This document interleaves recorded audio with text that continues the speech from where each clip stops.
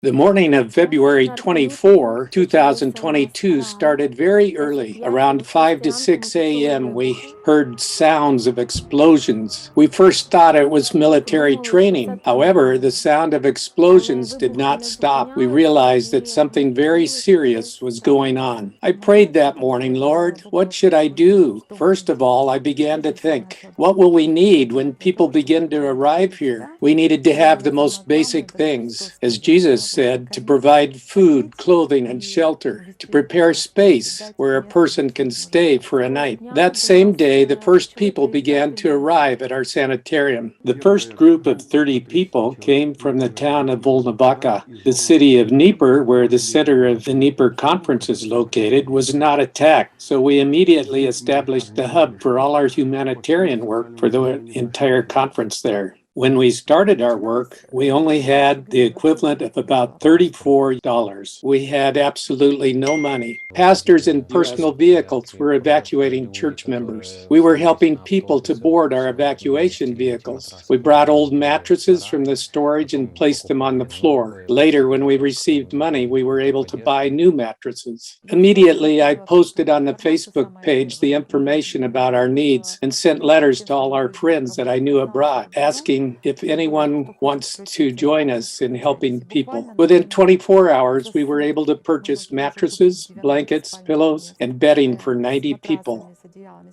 Now we even have bunk beds. We are providing 3 meals for all people who are staying in our shelter. Thus, we were able to help more than 1,000 people, hosting them here. Every day was a step of faith. We were planning. We were promising people that we will be able to help them even when we had no money yet. We began to realize that we need a storage space for supplies. We found a warehouse that very quickly was not sufficient for us to store supplies and clothing. It would not be suitable for people to individually select what they need. We found another warehouse. Now we have 3 warehouses and are planning to get the 4th warehouse to store necessities and clothing for civilians. Most of the volunteers that work here are people who evacuated to us from the Luhansk region where severe military hostilities were going on. From the first day, our refugees began to help us. Our refugee ladies, Svetlana, Miss Olina, decided to help us. They said, we would love to help with any work in the kitchen. Up until today, both of them are cooking 3 meals daily from very early in the morning until late at night. We don't have a boss,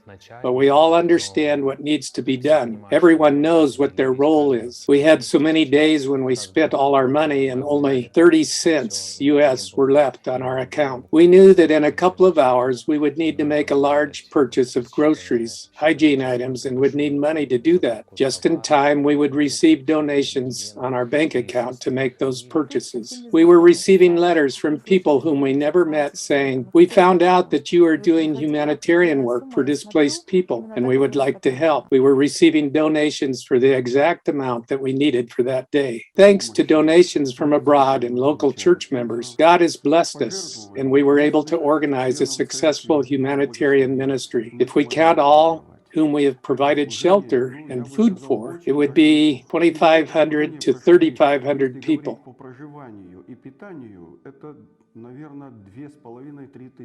We would like to thank all our donors who supported us in this humanitarian work in our conference.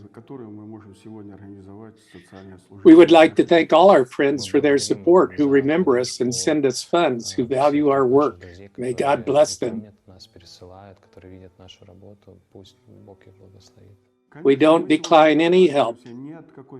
You understand very well that providing food for hundreds of people 3 times a day, organizing food acquisitions, sleeping accommodations, providing heating and necessities costs money. Plus the evacuation of people. Prices for the gasoline and diesel went up horrendously. Any trip on a vehicle cost a lot of money.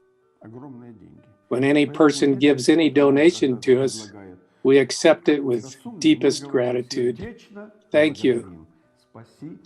Our washer had broken down. We need it so desperately.